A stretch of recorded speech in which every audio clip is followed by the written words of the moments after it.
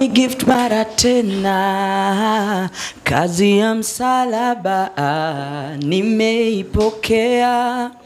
Nimekubali, nitakusifu, nitakuimbia. Kazi ya msalaba nimeipokea. Nimekubali, nitakusifu, nitakuimbia. Ilikuwa ni juzi tu, mwanzo kwangu katembea, kapumzisha kwangu kungojea, lakini kwako zaidi nasogea. Nishiriki nawe kwa mazoea, iwe kwa kondo napokea. Nikuone kwangu Baba ukinitendea, wewe ndo wangu tu, mimi na wewe tu. Nikuone kwangu kinitendea, kazi ya msalaba nimeipokea. Nimekubali, nitakusifu, nitakuimbia. Yo, inakuaje? Inakuaje? Karibuni sana ndani ya Fresh Podcast. By the way, karibuni sana. Hii ni episode nyingine safi sana. Of course, kama kawaida, we are back to make sure tunakuletea story of course ambazo kwa community of course inakuinspire, story ambazo sisi kila siku zinatuinspire. Na I'm so glad, I'm so humbled. Leo nimepata nafasi bana kuwa na one of an amazing brother, mtumishi of course na pia msanii na mwimbaji bana Danny Gift. Lakini usije ukasahau, leo ukiangalia tuko mandhari tofauti, tuko sehemu tofauti. Kila siku tunazamanga sehemu ama location amazing sana. Leo tuko ndani ya Glitter Salon and Spa Malindi, nafasi ambayo ama location ambayo iko Malindi opposite Hotel Rafiki, nafasi ambayo unaweza kuja ukatengenezwa, yani chochote kinahusiana na urembo. Hapa ndo mwisho, ama hapa ndo nyumbani, hapa ndo kinapikwa. Lakini I'm so humbled kwenye hii episode nyingine safi, kukaa chini, kupiga story, tukae chini, tuongee mawili matatu na one of an amazing brother, Mr. Danny Gift. Inakuaje bro? Niko fresh sana bro. Karibu man. Asante. Mimi siku zote huwa nataka kujua hiyo Danny Gift, hiyo mbona Danny Gift? Ama ni gift ulijipatia ama ni nini? Danny Gift nilipewa na one of the pioneers wa muziki hapa Kenya. Alikuwa ni mmoja wa ile kundi ilikuwa inaitwa Gospel Fathers.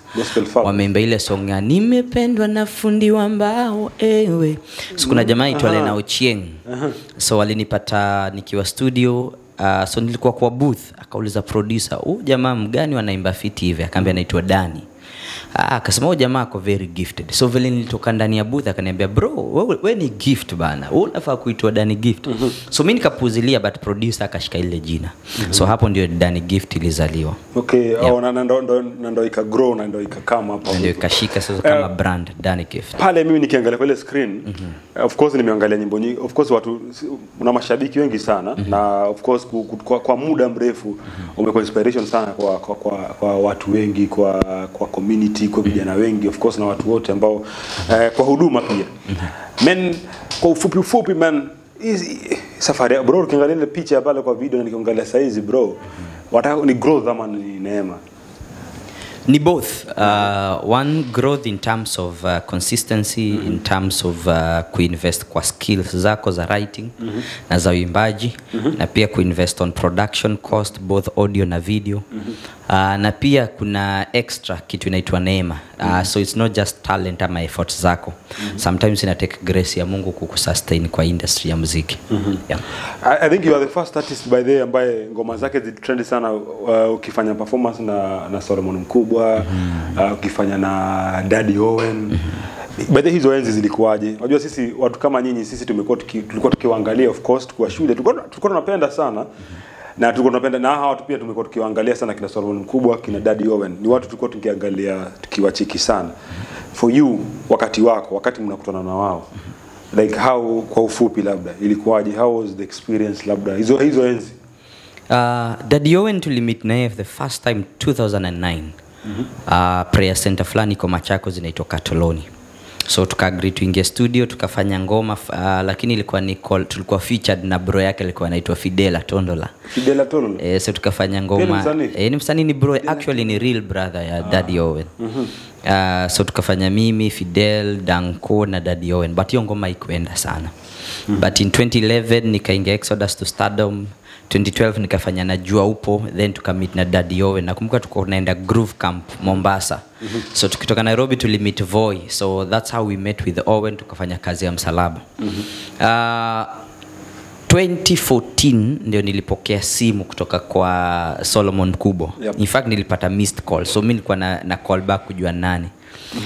Ndiye akaniambia mimi naitwa Solomon Mkubwa, lakini siku expect your call. Na ushamba ni mbaya, nikauliza Solomon Mkubwa mgani? Akaniambia mimi Solomon Mkubwa, kwa sababu I didn't expect kwamba mtu kama yule anaweza nipigia. Akaniambia nimepigia msanii fulani anaitwa Masterpiece.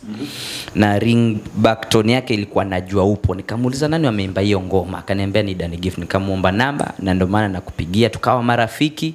Akaja events zangu kadhaa, alafu siku moja akaniambia mdogo wangu ningetaka tuingie studio tufanye wimbo. Na hivyo so hiyo experience ya kufanya nyimbo zangu zikani introduce kwa hawa watu. Nafikiri kwa tu ni kibali na neema kutoka kwa Mungu. Okay, na hizo of course hadi saa hizi of course wasanii wengi pia wakimiti watu ambao of course wamekuwa kwenye industry kwa muda, wamemekate, wamekuwa na steps kubwa. Mara mingi huwa inakonga, yani kuna ile feeling, kuna ile favor. Nowadays do you feel hivyo? Labda wakati unamiti of course umemiti watu wengi, umefanya kazi na wasee wengi sana.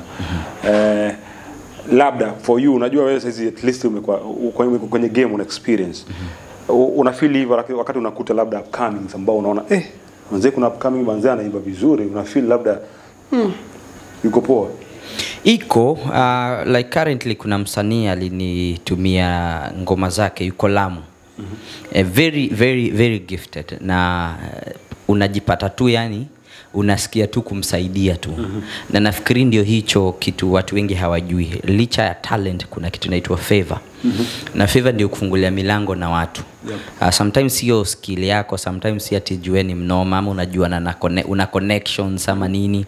Kwa sababu nimefanya collab na wasanii wengi sana wachanga ambazo hazikuenda pahali ama hawakujulikana. So it's not just about kufanya collab na msanii fulani, it's about pia favor ya Mungu. Okay. So kuna hiyo favor. Of course kuna hiyo favor. Ukisikiza ngoma zako za kitambo na hadi saa hizi, bro, sauti yako haichange, like uandishi wako ni ule, yani originality ni ile. Hiyo consistency inatokana na wapi manze? Ku maintain hiyo consistency ya uandishi, pia kuimba. Of those hizi naona kuna mambo yamebadilika kidogo. Of course tunaona pia kuna nyimbo za live nyingi zinakuja, lakini ukisikiza the way vile unaimba, sauti yako, uandishi ni ile tu. Ni kama tu unapoanza vile ulianza, bado hadi saa hizi sauti ni ile. Hauchange. Ni kwa sababu gift ni kama raw talent. Ni kama unaona yule fundi utengeneza viti.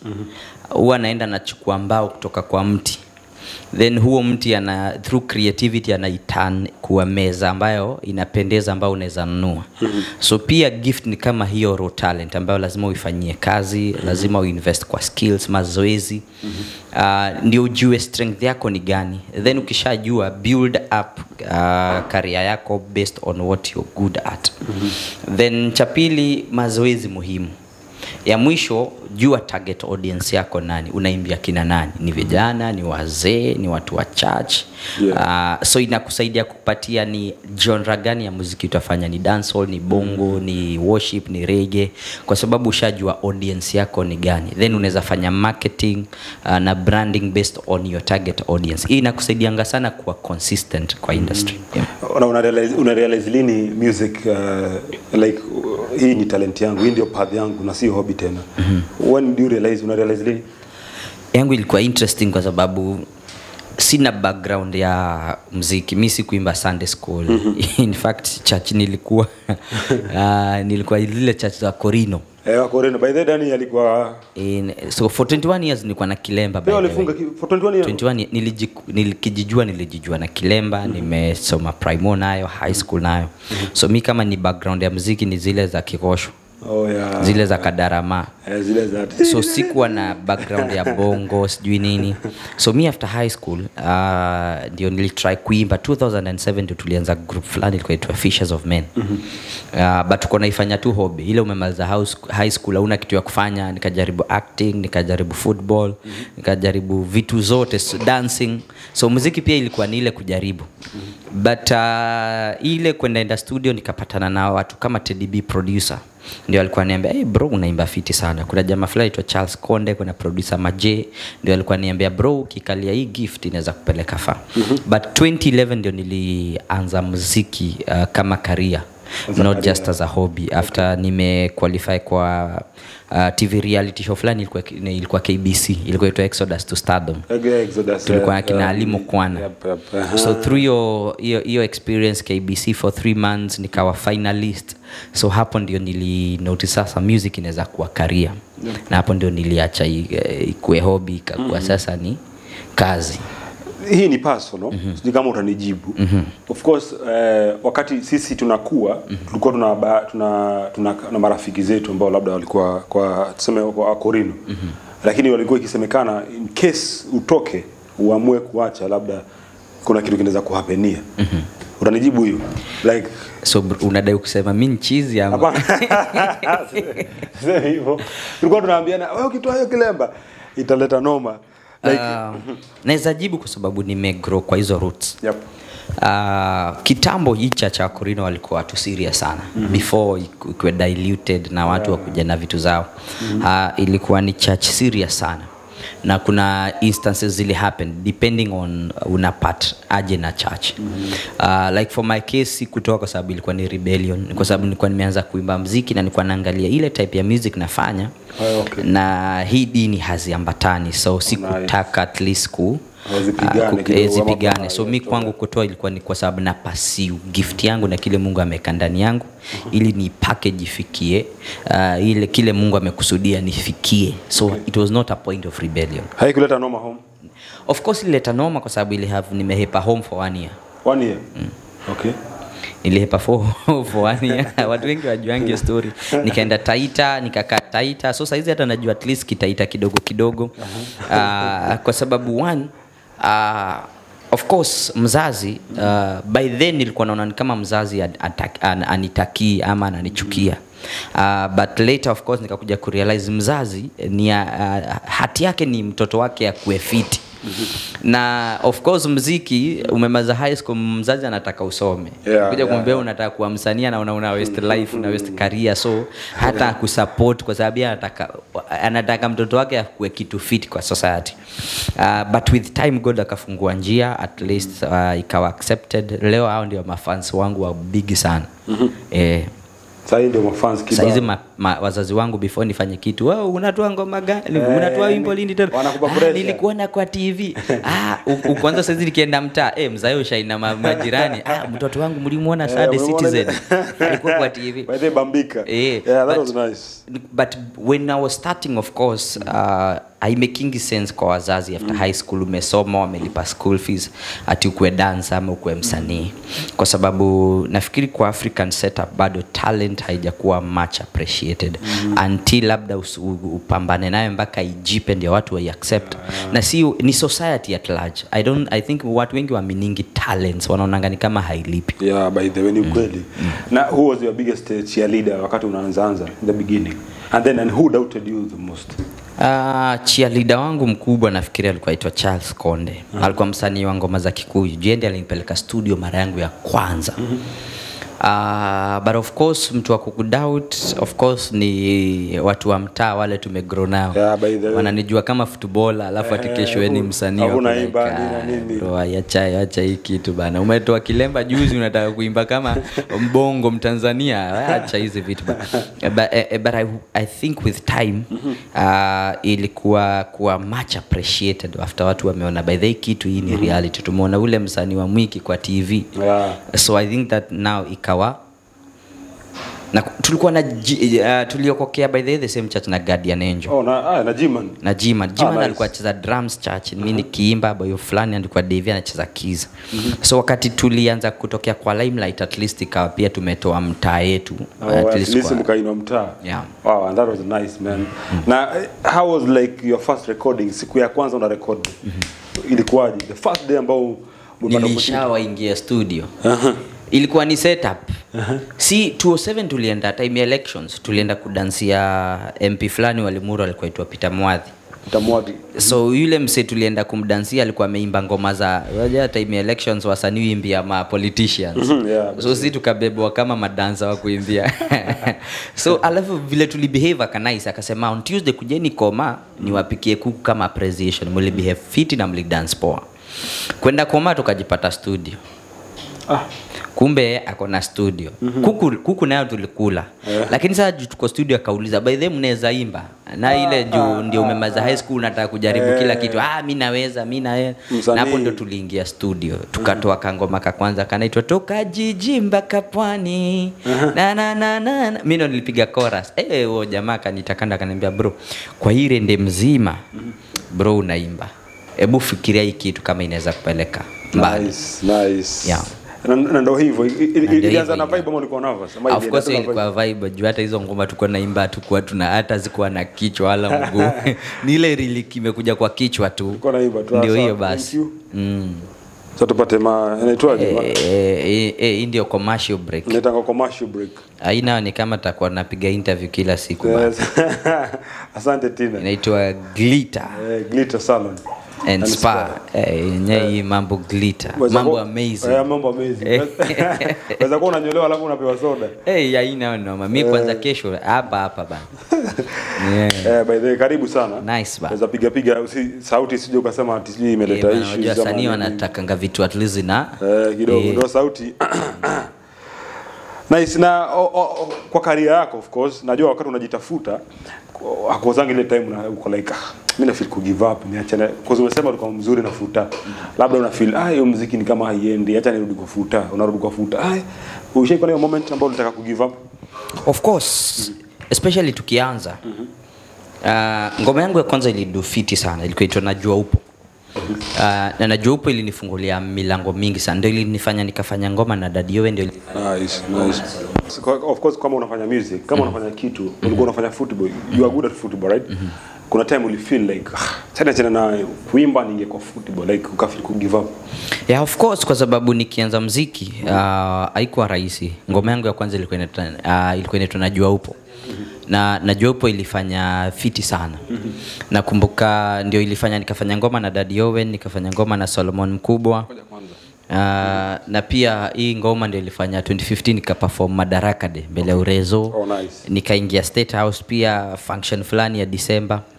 But hii time unadungoma unatokea ma interview unacheza on rotation na wakati huo ndio gospel shows ilikuwa juu sana. Industry ya gospel ilikuwa juu sana. Hiyo time ndio kulikuwa kina DJ Mo ameshika nini. So ngoma yako inapigwa on rotation, inapigwa show fulani inaitwa Password midweek inachezwa daily. Alafu pia unakuta uko interviews uko kila pahali jina uko nominated Groove Awards unapiga alafu unaka kitu bana.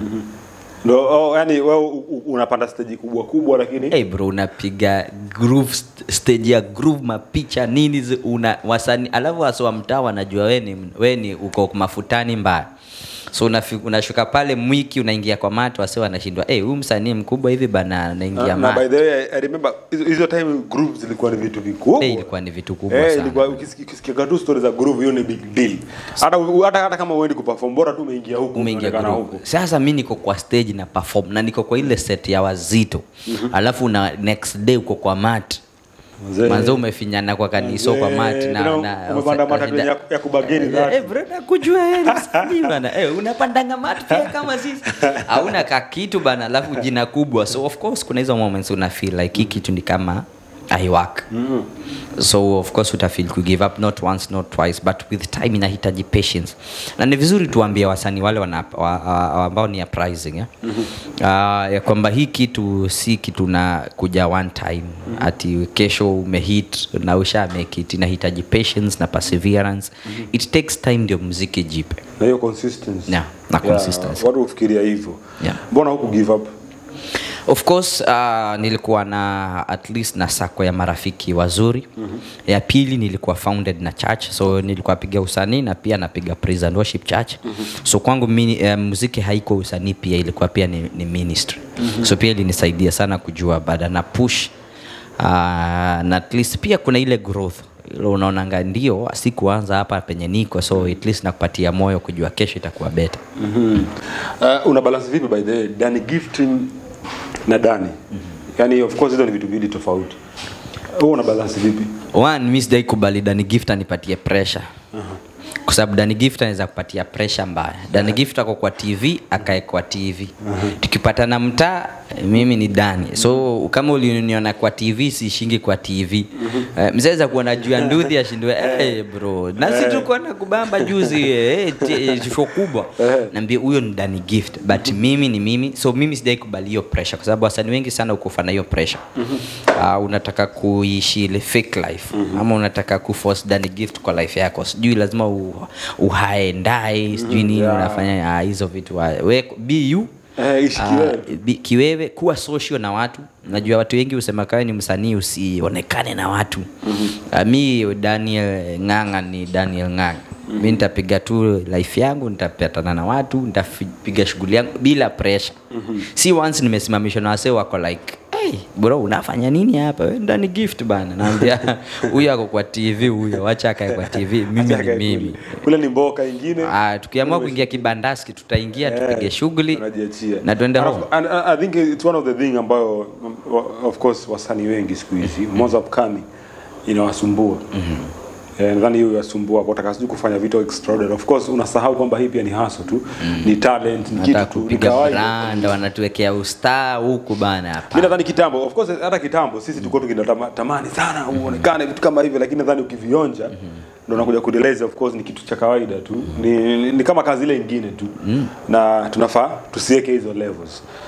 Wakati una record creative nataka kujua creative process yako unakuanga vipi? Yani unakuanga ni kitu kinakuinspire ama kuna watu wanakuambia mimi niliamka tu nikaamka tu na mistari tu nikasikia nitengeze ngoma, ama mimi kuna nikiangalia mtaa kuna kitu kinaniinspire?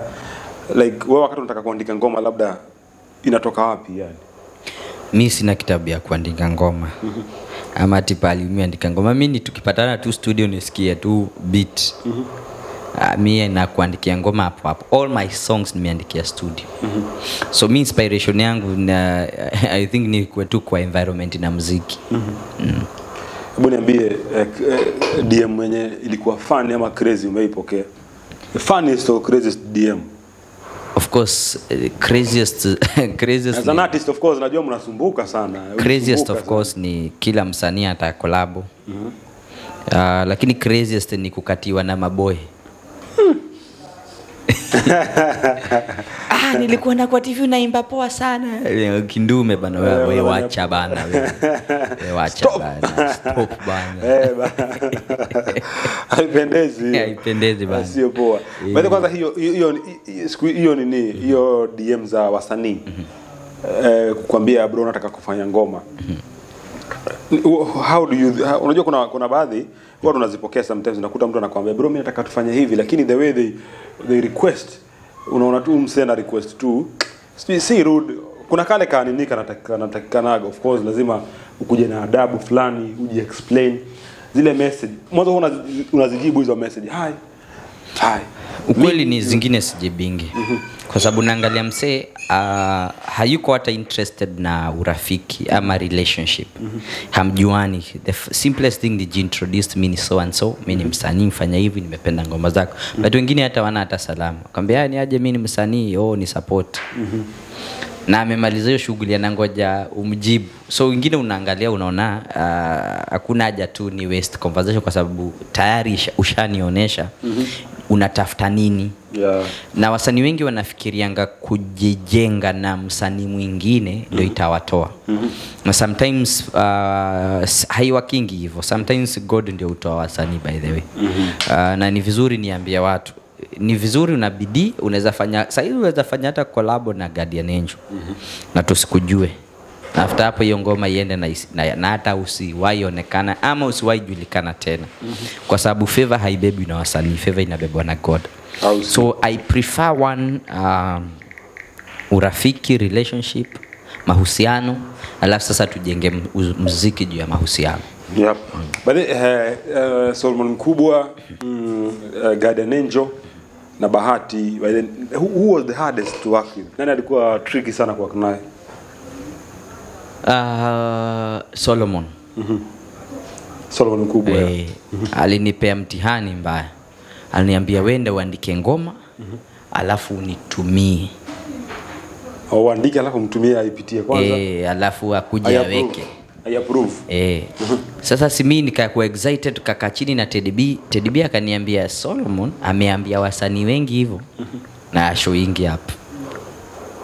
Nikamza kwa nini? Akaniambia kwa sababu akikwambia hivyo yeye anapima uandishi wako na ukomavu wako. Andika mama Mr. Mavitu za ufala sijui mikono juice sijui nini sema JC nini hata wewe sahau hiyo story. So kwangu ilikuwa ni test. Nikaandika alafu kabla nimtumie tukarudi studio tukaibadilisha. Nilipomtumia akatake time. Then one day akanipigia akaniambia mdogo wangu ni vipi? Niambia uko wapi? Kesho tuingie studio. Of course alipenda sana. Akaipenda. Alipoingia studio alifanya one take.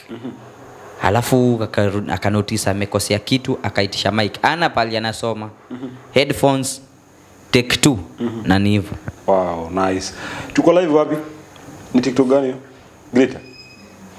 Hadi ni Glitter ama ni gani? Zote. By the way tuko Glitter. Wale ambao by the way wako wanatuangalia Glitter Salon by the TikTok. Thank you so much kwa kutufollow. Alafu utanipatia hii charger. Utanisaidia hii charger Sifa. Hii charger ya Hoyt. Nitumie hapa. Simu yangu inazima. Okay. Solomon Mkubwa. And working with Bahati. I remember wakati unafanya kazi na Bahati ulikam ukatoka EMB. Do you get those messages ama do you get those people ambao wanakuambia bro ningekuwa ni mimi manze singetoka? Of course watu wengi walikuwa wanatamani sana waingie. Hadi sasa hizi watu wengi sana wanapenda kuingia kwa labels. Ulikuwa kwa one because I remember that time EMB ilikuwa one of the biggest labels. Like do you mwanzo wewe kabla watu wengine ulikuwa na regrets baada ya kutoka labda? Of course lazima uangalie benefits za management. Okay. And I think by then EMB after ime rebrand it was one of the best managed na kulikuwa na advantages especially za kiusanii na ingenipeleka fast sana. So of course kuna hiyo regret ya industry unaangalia kimauzo kibranding inaweza nipeleka far. Yeah. My blood brother yeye kwanza alinipasha mbaya. Alinipasha mbaya na bro. Sisi tunatamani wasanii wote wanatamani waingie EMB. Wao unatoka. Unakapo. So of course akukosi hizo comments ya bro mbona. So zilikuwa mob sana. Okay. Alafu kama najua labda ni personal. Una kama size of course kuna kama zile tumekuwa tukiziona. Sisi tunafuatilia sana pia content labda za Tanzania. Of course juzi tumekuwa tukiona wasanii wengine lakini wa upande wa Seki yule kama wanajiita nani? Kuna jamaa msanii fulani alikuwa anatoka kwa Harmonize anaitwa Ibra. Alafu pia kuna Harmonize pia kuna time alitoka kwa studio ya Diamond na akawa anaitishwa pesa mingi sana. Na ikawa ni uchungu sana. For you ilikuwa ina happen, was it swiftly ama you had to pay something? Kwetu mimi sikulipa chochote wala sikudaiwa chochote. Nafikiri ni vile unatoka pahali. You guys were friends. Ni vizuri kwa urafiki na heshima pia kwa sababu yule mtu alikuaminia, alikuaminia na pesa zake, aliinvest pesa zake. So it's very good ukiingia kwa mkataba. Wakati unatoka kwa huo mkataba mkae chini kiheshima. In as much as mnaweza kuwa na differences zozote, wewe jua huyu ni mtu alishaikuaminia. Alitumia time yake, pesa zake, connections zake kukujenga pahali. So usikaja itoke pali na madharau, kama hii ndio kinaweza ambia msanii. Na ukitoka na heshima utakuta mse like one of the song nimefanya inaitwa Bazenga. Bazenga nilifanya nikiwa EMB. Naipenda sana Bazenga. Bazenga hiyo audio kwa Teddy B. Na after nimetoka EMB, by the hata ndiye alinipiga namba, by the way kuna ngoma yako hii hapa ulifanya hii EMB Bazenga. Hii ngoma inaweza kusaidia, inaweza kupeleka pali sana. So ngoma in fact ndiye alisort balance ya kwa Teddy. Akaniambia bro, hata usijali, nitaongea na Teddy ni msort wewe akutumie ngoma ufanye kitu naye, kwa sababu hiyo urafiki na heshima. Okay, do you guys still connect? Yeah, we still talk, especially inbox once in a while. Kwa sababu ya ile urafiki, kwa sababu ya urafiki yetu pia sio kimuziki peke yake. Yeah, you guys mlikuwa marafiki kitambo sana. Huwa unatamani arudi gospel sana? Na sie tu hata Poze. Na mimi najua siku moja watarudi. Nasema mbegu ya Mungu haifi bana.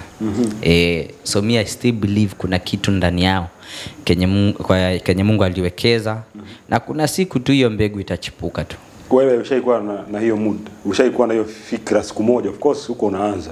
Kulikuwa kuna hiyo pressure. Ushaikuwa na hiyo pressure? Ya kwenda siku moja unasikia bro unaweza fanya bongo kaua. Na hiyo haiwezi bana. Nimepata opportunities za kufanya makolabo na wasanii wa big sana wa secular. Na zote turn down. Mimi nimeona wasanii, but what do you say about this? Unapoona nimeona wasanii wengine wanasema mimi msanii wa secular akikuja kwangu siwezi fanya ngoma na yeye ya secular, lakini kama nataka tufanye gospel tutaifanya. Hiyo vipi? Sasa wacha hiyo. Mimi kuna ngoma yangu moja alienda akaingia studio, wakafuta verses, chorus kabaki yangu, akaekelea verse na aliua mbaya. Yaani msanii big size, kwanza big sana wa secular. Alafu akanitumia sample na producer akaniambia bro unasikiaje? Hii remix inaweza bana kuja wekelee verse. Nikamwambia hata kama umeimba Yesu aje hapa. Siwezi personally, hii ni personal opinion yangu. I can't do song na msanii yote secular hata kama hiyo ngoma ni gospel. Na si kwa sababu ninamjudge ama kwa sababu naona hafai. Ni kwa sababu mimi niko na boundaries zangu na limits zangu na zile vitu nimejiwekea kama msanii wa injili. So not that niko na issue na yeye. Yeye ni msanii kama mimi, but for me siwezi. Na sio debate. Okay, wakati unafanya ni kitu gani kishaiko hapenia wakati uko kwa stage labda? Any funny thing wakati unapiga performance ama crazy thing unafanya wakati uko stage? Ushaifanya kitu, ushaipata cause kuna yani umefika stage labda una vibe na nini, labda kitu kiko hapenia? Ushaipata kitu kama mimi labda kurukiwa na mafans. Ile we expect mtu ametoka kwa stage anafikiria ndio naweza sema the craziest, but sina my experiences crazy za stage naweza sema hizi zilini ati yenye ni funny yangu. I think ni mafans tu msee amekurukia out of nowhere huko una expect. So kuna wana music music of course umesema kuna hiyo consistency, kuna persistence, lakini kuna time unaweza ona mtu anafanya muziki labda ukagundua labda sio kitu chake ama sio kitu chako labda.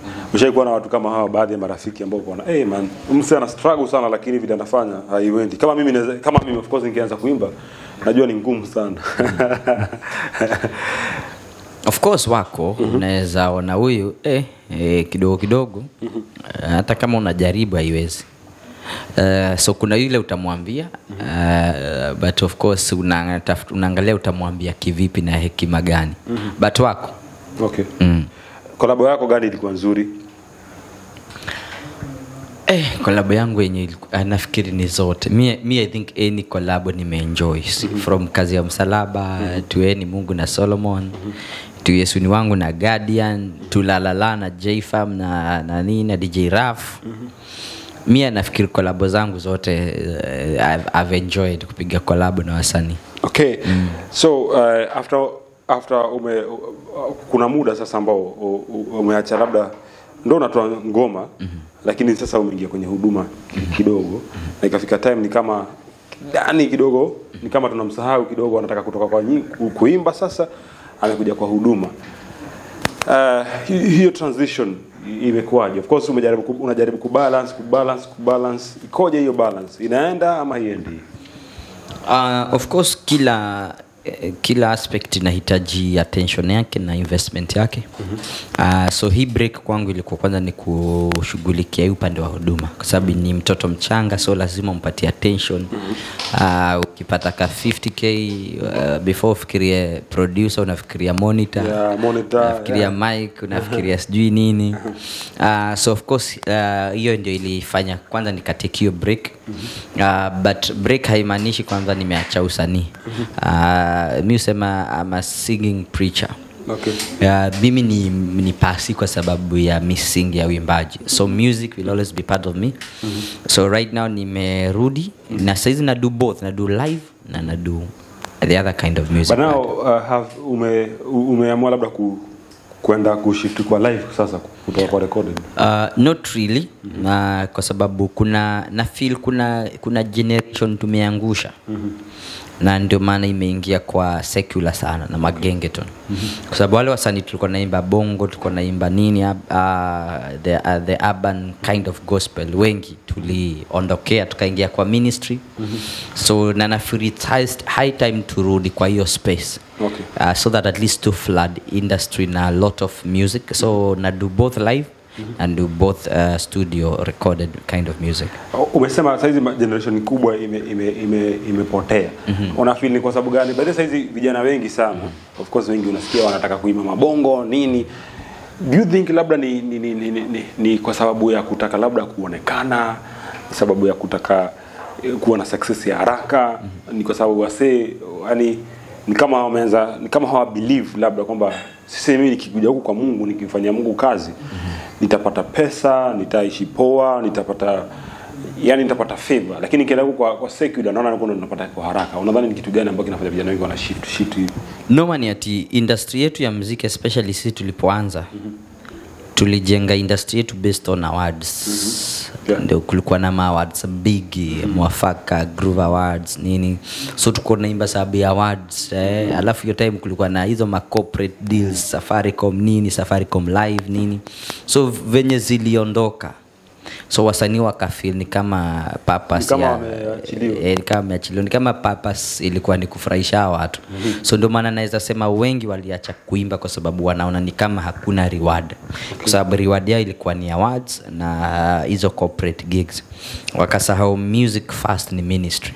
So unataka kumaanisha labda kuna baadhi ya wasanii walikuwa kifanya because walikuwa kuna aim tu, lakini hawakufanya labda because hawakuwa passionate kuifanya. Na nadhani pia wewe at least na nikiangalia kuna baadhi si wasanii wengi ambao tangu wa hizo time wamebaki, ambao wamekuwa consistent na gospel. Wengi ambao maybe wali drop, na pia wasahizi ambao wengine labda hawana hiyo nini, labda ni kwa sababu hawaoni haja. Bro, time ya Groove Awards wasanii walikuwa wanatoa mangoma na tena walikuwa wanazipiga plan, wanajua nomination ni lini wana release. Akisha nominate wanajua na release ngoma ngapi mpaka time ya award, kwa sababu itampatia mileage and all. So most of us hiyo ndio kitu na ndio time Bonyeza iliingia, Skiza Tone ndio zilikuja, ndio YouTube ile anza kulipa. So tukaona muziki inaweza kuweka mafutani mbaya. So tulifanya music, wengi wetu tuliintroduce kwa music on stage ya kupiga ma interview, ma school missions, awards.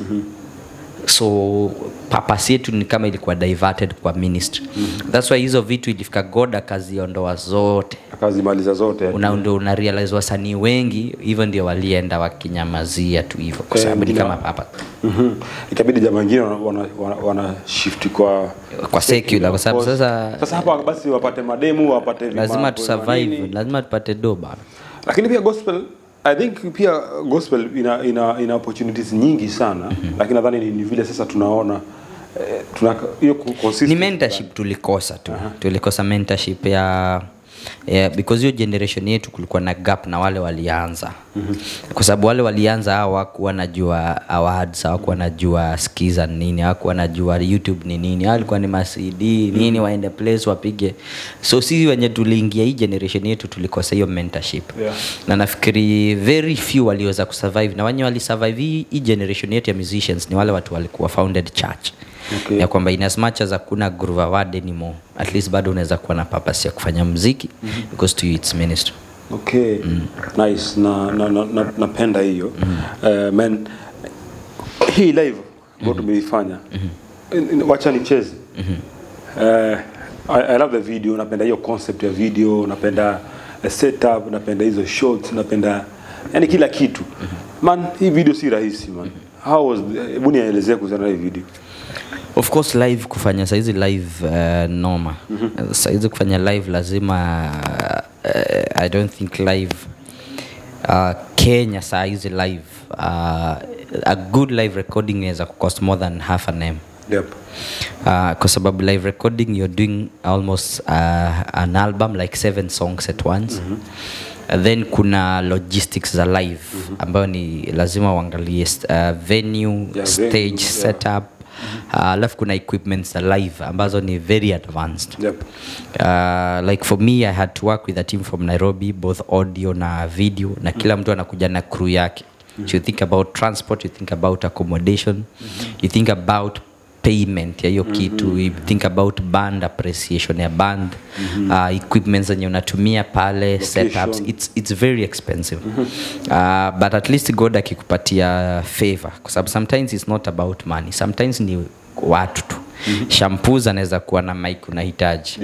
Ukute mtu fulani anaweza kuwa na sound unahitaji. Ukute so and so ana venue fulani ambayo unaweza ipata. So through connections na favor inakufanya ikuwe cheaper. But for me I think niache nicheze because it's an album of around 8 songs. For me it was actually ni favor tu. Kwa sababu tulifanya Malindi, it's purely recorded, ni sound ya Malindi. Everyone I featured in that album ni wa hapa Malindi. Because agenda yangu ni ati saizi siko Nairobi, saizi niko Malindi. I was to be there too by the safari.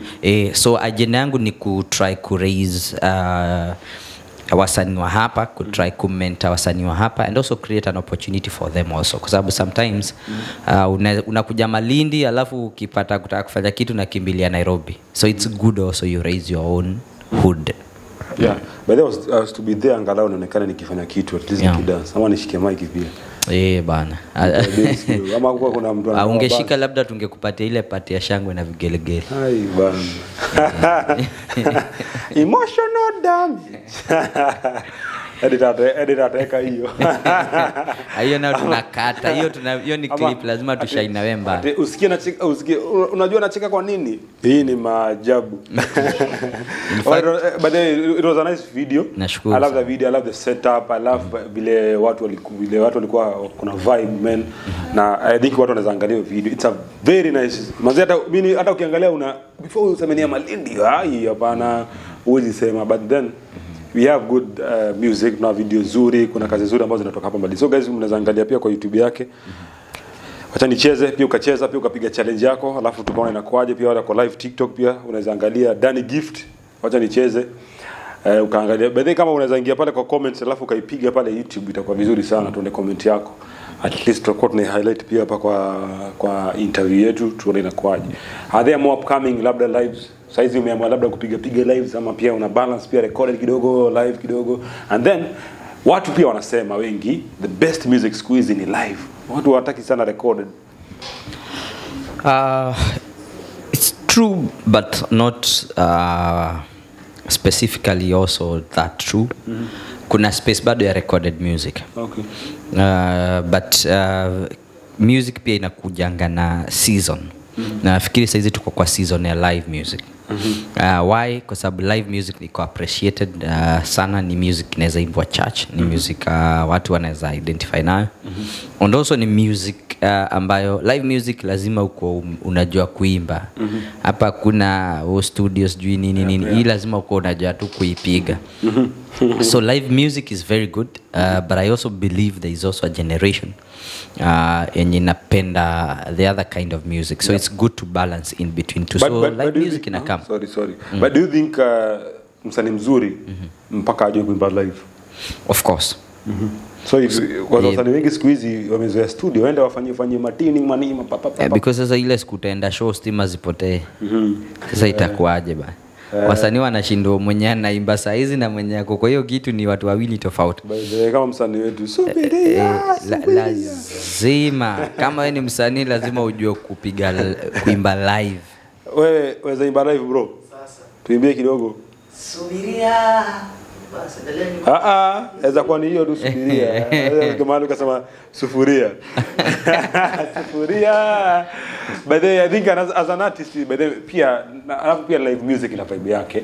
Live music ina vibe yake, ina vibe fulani. So no room for mistakes. Yeah, by the no room for mistake. Pale you have to be studio unaweza kurudia take 1, take 2, take 3. Pale hakuna take 1, take 2. Hata producer anakupiga bro, jana kuna mahali nilisikia njoo urekebishe. Live ukipiga ndo umeenda. Ukipiga ni kwenda nayo. Ndio umefanya. Okay, so umesema kuna hiyo space, kuna hiyo nini ya time, lakini pia sijaona ukifanya collab huku. Sijaona ukifanya collabs pia. Nimepiga collab na chairman wa nini? Sasa sijini chairman yupi ndio yupi. Bale wako wengi. Ma chairman ni wengi. Lakini kuna ule msanii chairman wa wasanii wa Kilifi. Yule jamaa wa governor yule. Lakini sijui kuliendaje, hajafanya video. But when I came to Malindi, he's one of the artists niliaminia sana. Okay. Samtana K. Kwa sababu he's very gifted, he's very talented. Na ni mse pia anajua kujipackage kama msanii. Na anajua kujibrand kama msanii. But I think ni kama ikue. Wacha tukubali tu ikue. So we did a song, but audio iko YouTube. We did Sindau ya remix. Sindau ya. So the audio is on YouTube kwa channel yake. But kuna msanii fulani saizi kutoka Lamu. Nice. Ambaye na try kuwork na yeye. So tunaamini very soon. Okay. Unaonaje industry ya gospel huko Coast by the way ikoje? With the artists we have, the artists we interact now pia. Ukweli ni kwamba Kilifi, Coast, Malindi, there are so good talents. Wazuri tena sana. Na wako gifted. The only thing haiko ni vizuri niiseme kwa sababu wataiona. Kwanza hakuna umoja. Pili na si kwa ubaya. Okay. Ni wajuaji. Okay. Nimetumia wajuaji kwa uzuri. Wajuaji ni ile hali ya msea na feel. Anajua sana. Ninajua. So haoni haja ya kuomba msaada ama kushauriwa. Nafikiri kushauriwa is the best one. So mimi nimekaa Malindi, but I don't think kuna msanii ashai kuja kuniambia ni aje Danny Gift. Mimi msanii ni wapi, unaweza nishikilia, unaweza nisupport aje, nilikuwa na Bambika.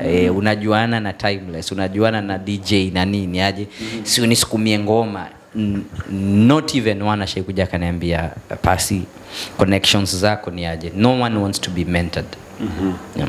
Nice. I think I was heading up because I think I tend to feel so bad nikiona mtu ambaye amenizidi na kitu ama mtu ambaye akona experience fulani. Kama mimi sisi tunafanya media, anytime I see someone ambaye amekam hapa ambaye amefanya ako juu yangu, mimi ninakuwa na njaa sana ya kummeet. Na si ati kwamba nataka ni meet ili watu wajue kwamba nimemeet, na njaa sana ya kummeet. Mimi nimemeet watu wengi sana, but sometimes I never even post.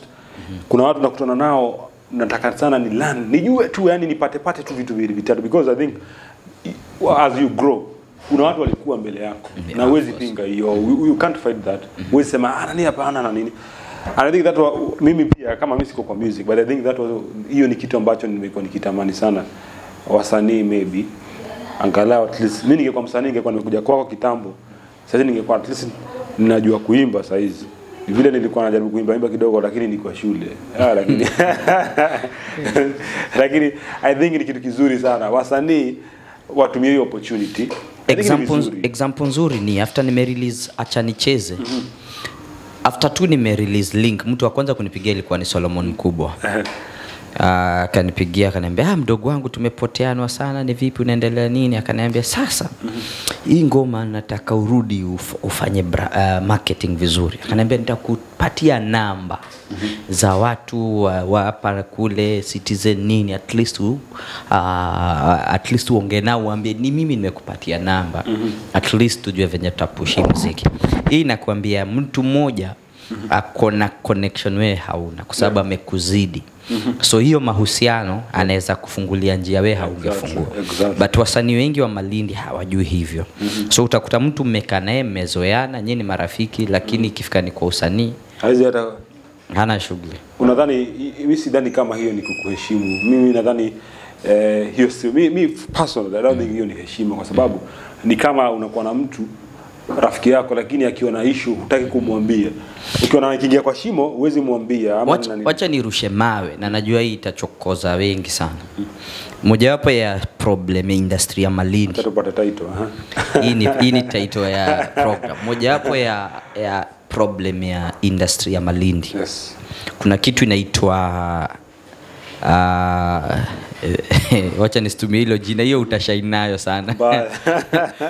Wako na ile hali ya kutaka kuwa wao ndio waanzilishi.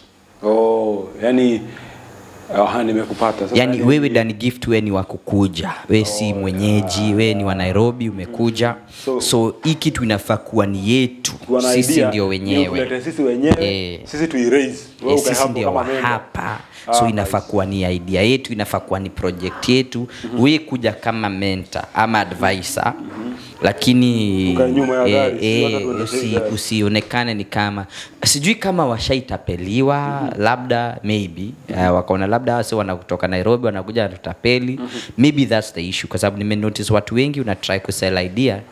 Msee anafini idea poa, lakini akienda huko nyuma na ipika kivyake kwa sababu hataki. Na nimesikia hizo comments, unajua Danny Gift si wa hapa, huyu ni wakuja usi wetu wa Nairobi. Wa Nairobi. Watu wa Nairobi na mambo yao huko. Sasa tu ikifika hapo unakaa mbali, unaambia sawa wewe pigeni kivyenyu. Mimi nadhani ni mentality tu. I think ni ile mentality like wajua kama saizi ukisikia msee anakuambia mimi naenda Nairobi. Nairobi mtaa wajanja. I think ni ile mentality. Na of course kama ni hiyo mentality nadhani inakula watu wengi sana. Mimi sina shida as long as kama kuna kitu unafanya na tunaona, I have no problem. Unfortunately unaangalia industry ya music ya gospel Malindi.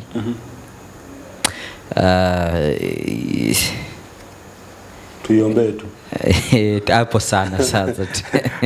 Tuiombe ama tuiache? Tuiombe tu, kwa sababu nafikiri in fact personal inaweza sema inakufa.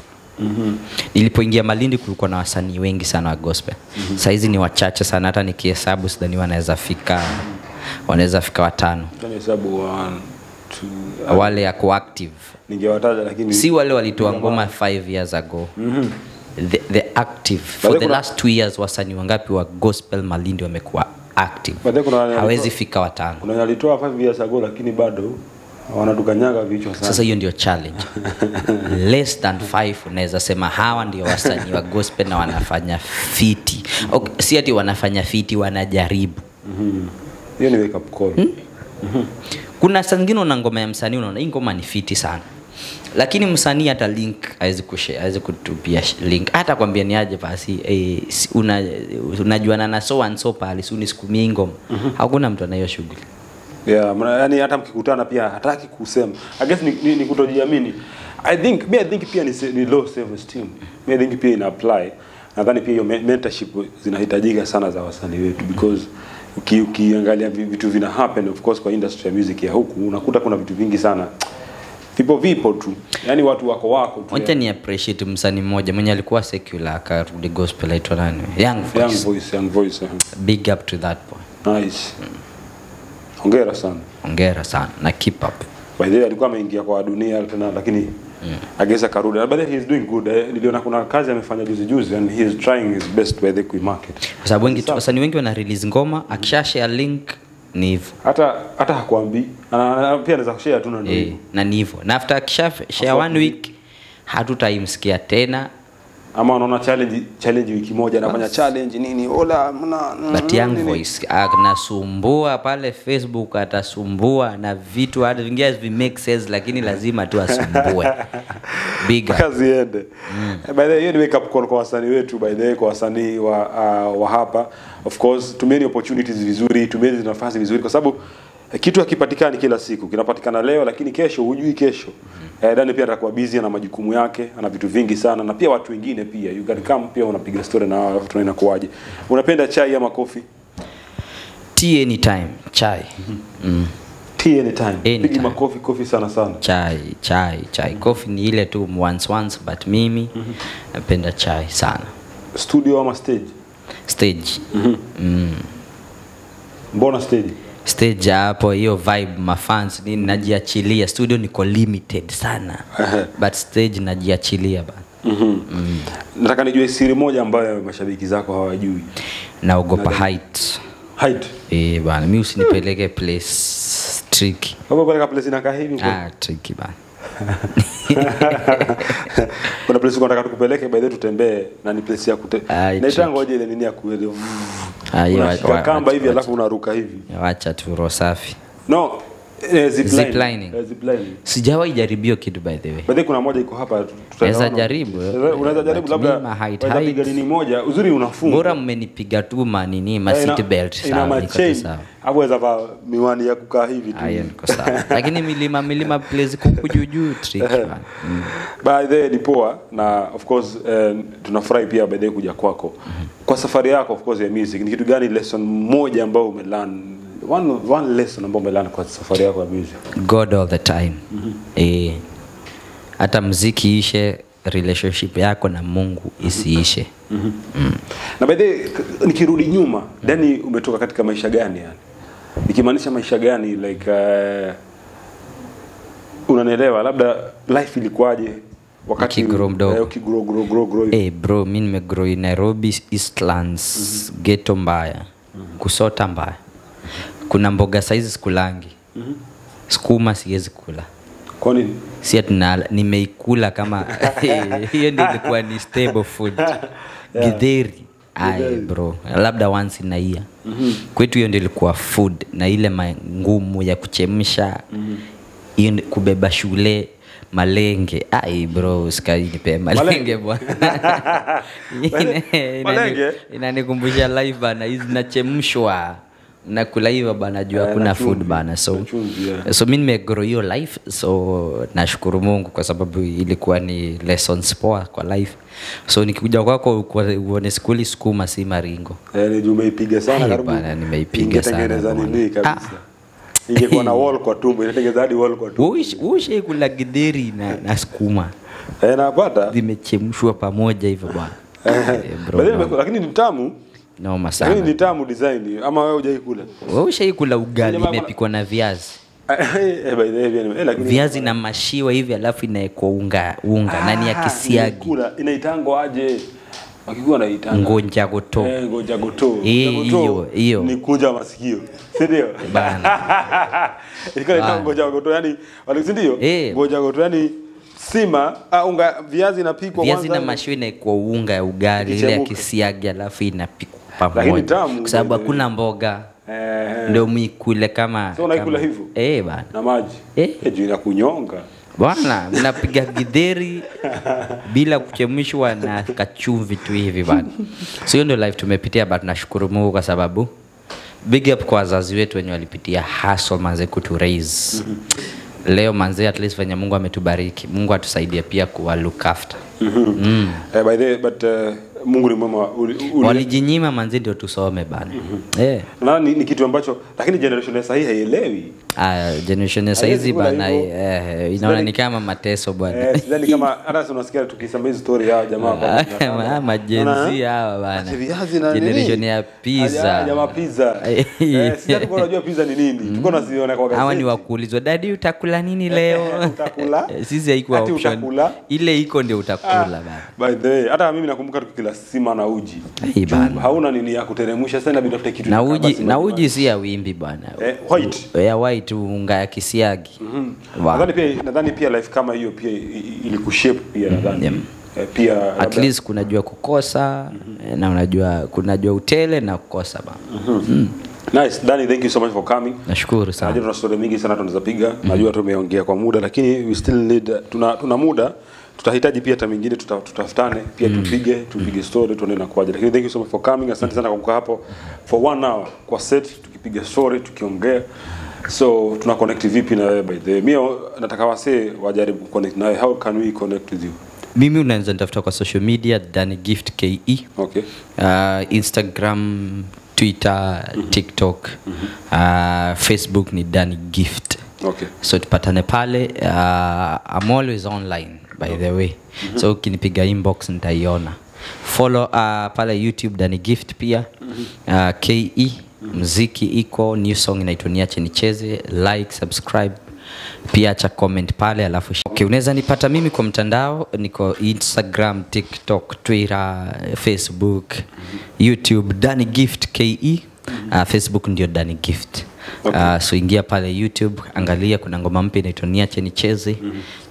Finya ile kitu inaitwa like, share, comment. Nitashukuru sana ukisubscribe pia. Okay, thank you man. Najua tutaconnect tena alafu tupige story tuone inakoaje. Lakini pia anytime ukisikia kutulia, ukisikia nini na nini, ukisikia labda wataka kufanya glitter ndio wenyewe. Unaweza kuja kufanya massage. Unaona kuna ile ya kiti ile. Yeah, glitter salon and spa. Noma sana. Sana kuna vitu vingi sana unaweza kuja kufanywa hapa. Anytime I think glitter salon si mtupatie nini moja basi. Njoo basi tuongee dakika moja. Situambie basi tumpate service gani basi hata kama ni siku moja. Basi tupatie Danny hata kama alafu location amazing. Location iko poa, imetulia, iko spacious, iko poa. Ni sehemu nzuri. By the way unaweza kuja Glitter Salon. Lakini nataka pia at least basi tunaweza wapata wapi glitters na pia labda naona si hata tupatie Danny. Tupatie Danny nini moja hata kama ni kesho kutwa ama anytime. By the way anytime ona free time yake. Tukunywa haya maji lakini hatuja oza hatoni. Nimejiwekea mimi sijaekea mgeni. Twende. Tunamuona? Okay, tupatie nini moja. Like tunaweza pata wapi glitters? Glitter Salon tuko located Malindi Town. BP opposite Hotel Rafiki. Okay. Tuna offer service zote for ladies. For ladies, For men tuko na kinyozi, manicure, massage, full body. Na ni place tu yenye kwa amazing. Ukija tu na stress zako zinaisha. Au si? Yeah, tuko na msanii hapa. So, subscribe. Na service gani? Tunampea lini? Service gani tunampea? Sasa kuje for ama ya same. Umemwambia kuna manicure, pedicure, kuna massage ya kiti, kuna pedicure, so umesikia ya kiti kwa pedicure inakuwa ya mikono ama ya miguu? Pedicure ni miguu. Oh, pedicure ni miguu, manicure ndio mikono. Lakini hiyo jina inakuwa ngumu. Kesho nitasahau. Full body. Kuna kunyoa, facial. Nice. So then you can come one of these days alafu ukapata services. Nimemwambia full body massage. Unajua umezoea sana za haya kukandwa. Amezoea kukandwa. Ajui massage ni nini. Director amezoea kunyolewa na kupigwa na ile mkia ya ng'ombe. Baadaye ni ukweli. Anyolewa alafu afanye hivi. Kwa sababu gani? Tumesema umerudia massage mara ngapi? Mara kama 5. Mwambie massage amezoea kukandwa huko ile ya hivi ile mbaya na mkia mbuzi. Yaani unaguza tu kitokea upo yani. Sure, na pia by the hiyo ya kiti kama mgongo kuna ya mkono mashini fulani hivi. Ukishindwa mimi ndio pro kwa hiyo kazi sawa. Okay. Sio kanisa. Karibu nyote Glitter Salon. Thank you so much. Danny, one of these days ukipata nafasi pia karibu sana. Nashukuru sana. Upate service hiyo. Mnafungua saa ngapi? Mnafunga saa ngapi? Fungua hata ukisema ni 4 in the morning utapata mtu kwa kukuhudumia. Nice. Kufunga tuna specific time. Tunafunga according to our client. Yeah. But it is better for you to book an appointment ndio usifike waambie usubiri. We normally like working in an appointment ndio you enjoy the service, okay? Thank you so much Tina. Asante. Director umesikia appointment. Asante sana Tina. So asante. By the way, unasikia you can book, unaweza book Glitter Salon and Spa. Pia za piga simu 0716 507 953. You can call, you can book your session. Unasikia Tina ameelezea kila kitu. It's a nice place, kuna services zote za urembo. Kama unataka kutengezwa, kunyolewa, nini, nasikia. Dani njoo one of these days. Imelipiwa, utakuja ufanye pedicure, utakuja ufanye manicure moja. Ya unataka wewe utasema. Alafu tuone inakuaje. So thank you so much for coming. Nashukuru sana. Very inspiration kubwa sana, ni inspiration kwangu, kwa vijana wengi sana ambao wanakutazama. And thank you so much for creating time. Sasa ni usiku, by the way tumepata nafasi pia kupiga story na Dani. We are so humbled. By the way, make sure pia to follow pia kwenye mitandao ya kijamii, Facebook, Instagram, popote na YouTube. By the way, kama Fresh Podcast, hii ni sehemu nyingine safi sana ambao of course tunakuletea watu ambao wamekuwa inspiration sana kwa community, kwa jamii, na tunataka kujua kwa kile ambacho wanafanya, kwa nini hawaku give up, kwa nini hawakukufa roho, kwa nini bado wapo, kwa nini bado wanapambana, kwa nini bado wanazidi kuinspire. Na ndio maana sisi tunakuletea fresh ideas, na pia tuko hapa ndani ya Fresh Podcast. Na mimi kama kawaida, mimi wananiita Shaban Francis, na nafurahi sana leo tuko location ya Glitter Salon and Spa. Asante sana Mr. Rizke hii kuhakikisha kwamba upande wa picha na sauti imeenda vizuri. So thank you so much, have an amazing night. Tuonane siku nyingine, tuone inakuaje.